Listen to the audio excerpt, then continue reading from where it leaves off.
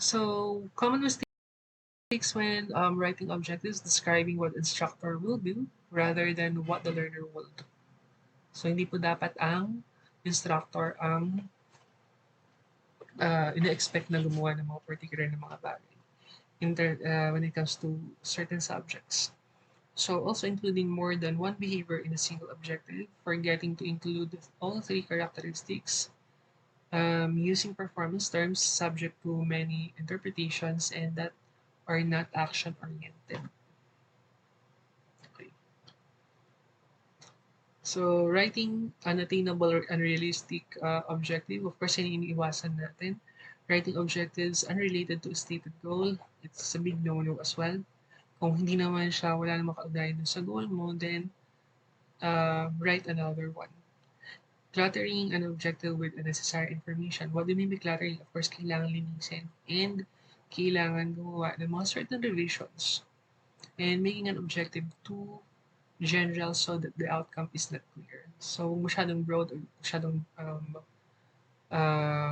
maraming idea, mahirap din kasi mahirap intindihin. Lalo na marami kang gustong gawin. So, mag-start ka muna dun sa isa. Then, ituloy-tuloy mo na lang. So, taxonomy of objectives. Behavior is defined according to type, domain, category, and level of complexity, or your simple to complex. So you have your three types of learning domains. You have your cognitive, the thinking domain, affective, the feeling domain, or the emotion. You have the psychomotor, the skills domain. So this is something, because psychomotor, this is something to do with your physical capabilities as a person. Cognitive, of course, is self-explanatory. So you have to write it smart. Write smart objectives. You have a specific, measurable, achievable, realistic, and timely. Hindi mo kayo magsusulat ng certain things or topic, particularly in research na wala kayong or na hindi kumpleto yung ganitong aspect na dapat makikita or mababasa dun sa paper na gusto ninyong gawin. And of course, the complexity of domain levels, objectives is in each domain are classified into taxonomic form of hierarchy into low, most simple, medium, moderately difficult, and high, most complex level of behavior. So cognitive levels, you have your evaluation. Affective levels, you have your characterization.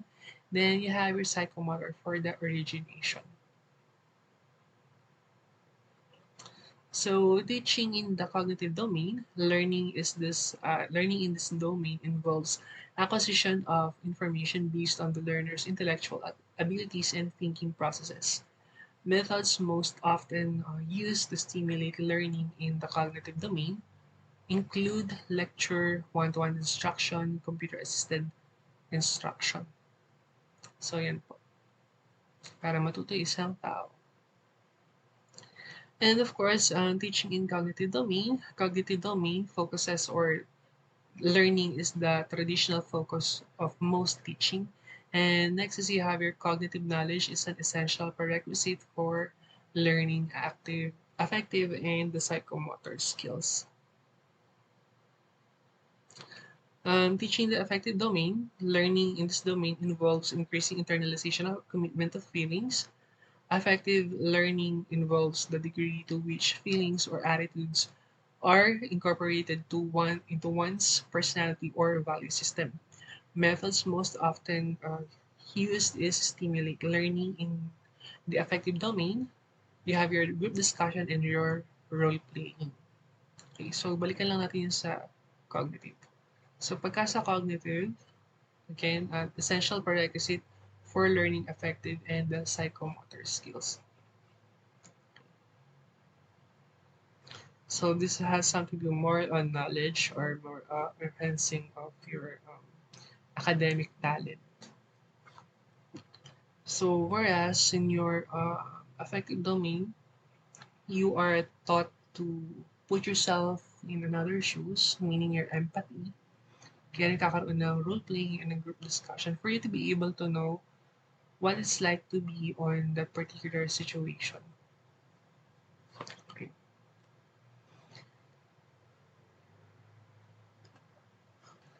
So, okay.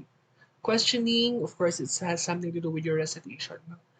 Nurse educators are encouraged to attend to the needs of the whole person by recognizing that learning is subjective and and values driven. More time in teaching needs to focus on exploring and clarifying learner feelings, emotions, and the attitudes. So, paano nga ba ginagawa explore and clarify ito? Iba naman through a certain meeting or through a certain letter.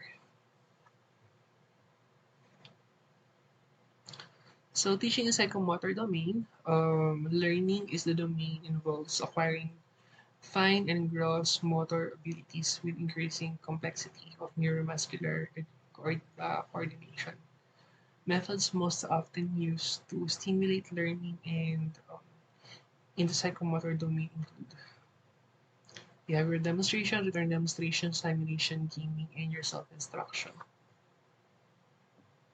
So, teaching in the psychomotor domain, psychomotor skill development is very egocentric and requires learner concentration, asking questions that demand cognitive or affective response during psychomotor learning interferes with psychomotor performance. So, ibig sabihin may affect yung ginagawa natin sa ibang tao sa atin. Hindi lang napapansin ka agad. And then, of course, the ability to perform a skill not equivalent to learning a skill. Performance at transitory learning is more permanent. Practice makes perfect, repetition leads to perfection, and reinforcement of the behavior.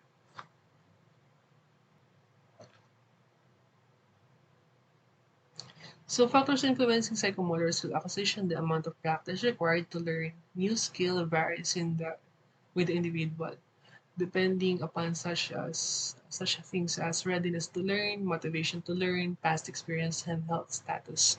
So those are the things that you have to consider.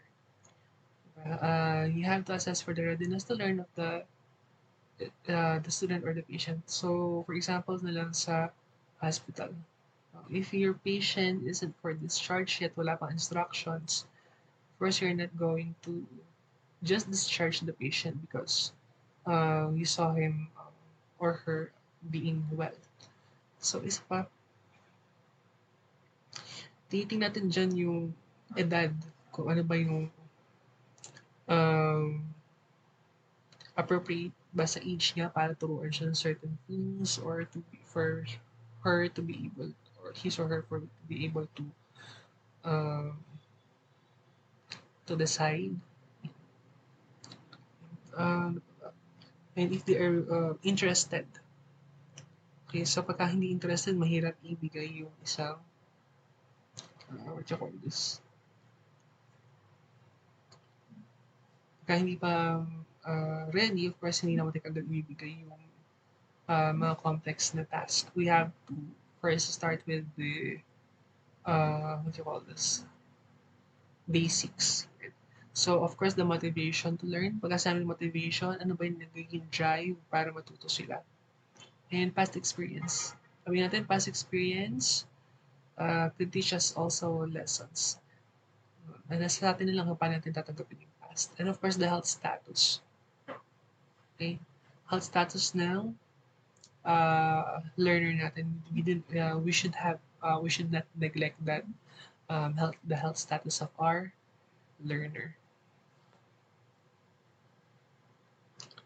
Kasi kung may sakit may sakit yung learner, mahirapan siya mag-absorb and mag-participate din doon sa klase. And of course, expect ninyo, hindi ganoon kataas yung magiging grades niya.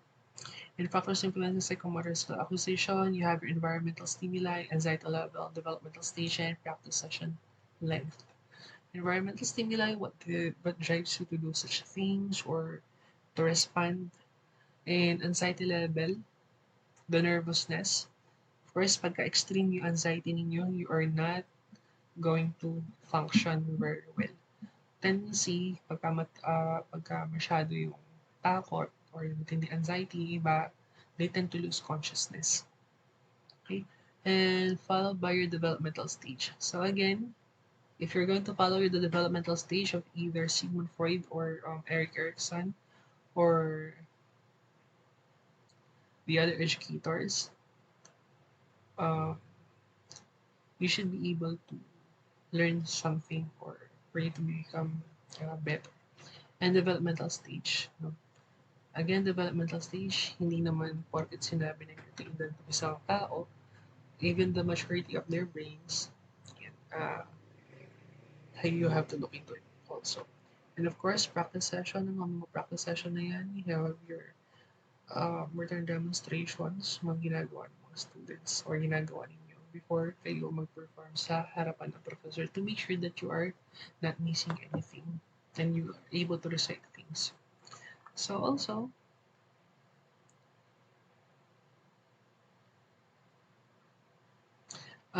development of teaching plans, predetermined goals and objectives can serve as a basis for developing a teaching plan. Mutually agreed upon goals and objectives clarify what the learner is to learn and what the teacher is to teach.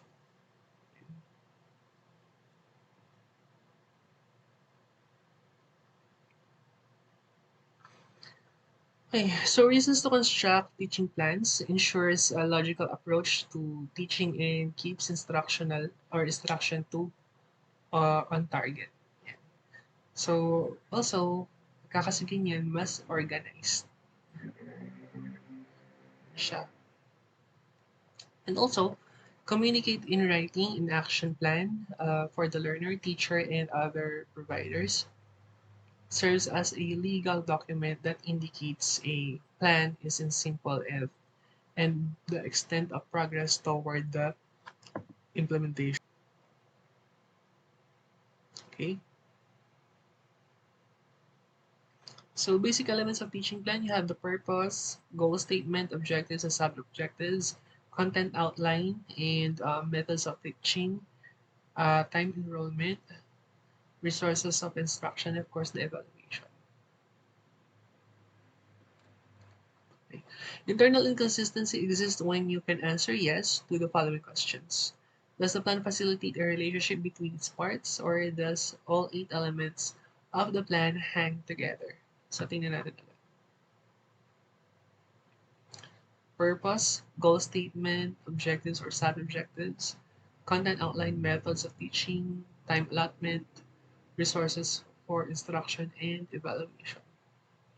Yes, that would suffice. Okay.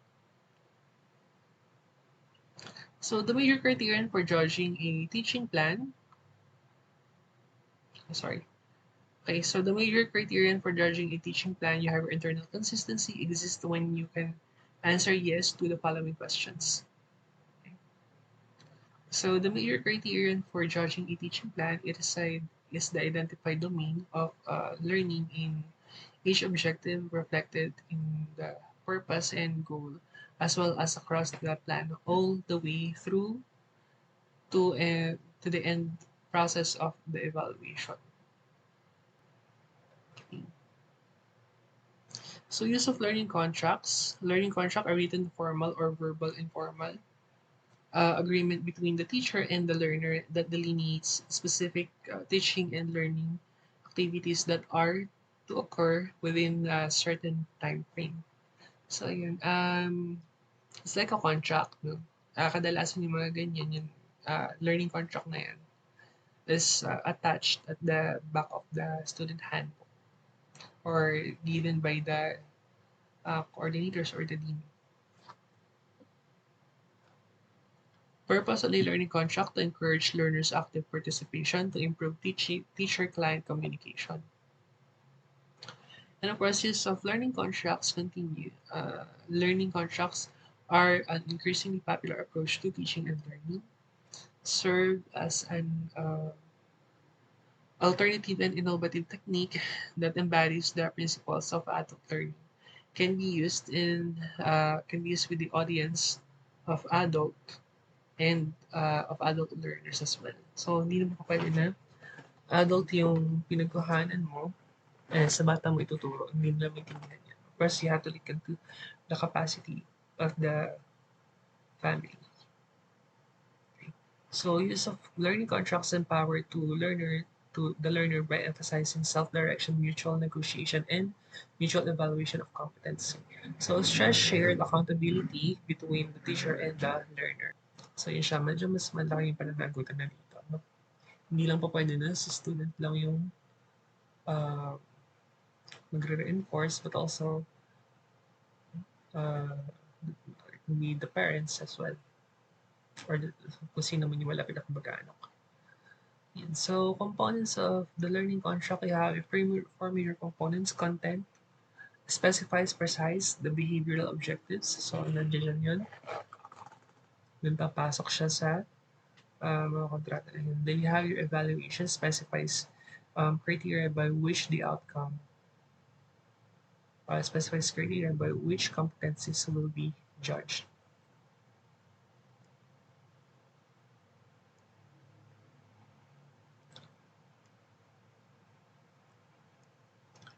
So performance expectations specify conditions by which learning will be achieved. Time frame specifies length of time needed for a successful or for successful achievement of the objectives. Okay, performance expectations, and you have your time frame. So performance expectations, were you able to perform the necessary procedures according to what was taught to you, and you have your time frame specified by yung length of time for successful achievement or of objectives. Yes, pagka kasi may time frame, of course, it will also be a big of help, and you're able to budget your financial resources or your money.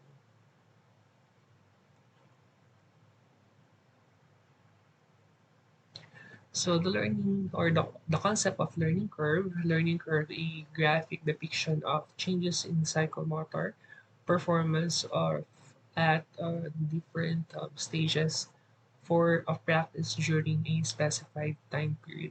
Six stages of the theoretical learning curve, and you also have the irregularity of individual learning curves.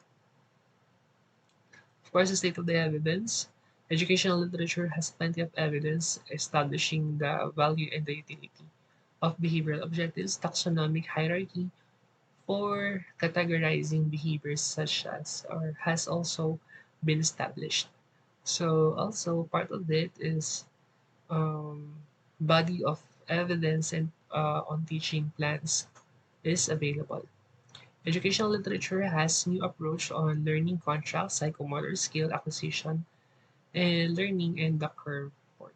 So yun isa sa mga evidences na sinasabi. Of course, as part of the summary for this chapter, assessment of the learner is prerequisite to formulating objectives. Also, writing clear and concise behavioral objectives is fundamental to the education process. And goals and objectives serve as a guide to planning, implementation, and evaluation of teaching and learning. So that's all. Thank you.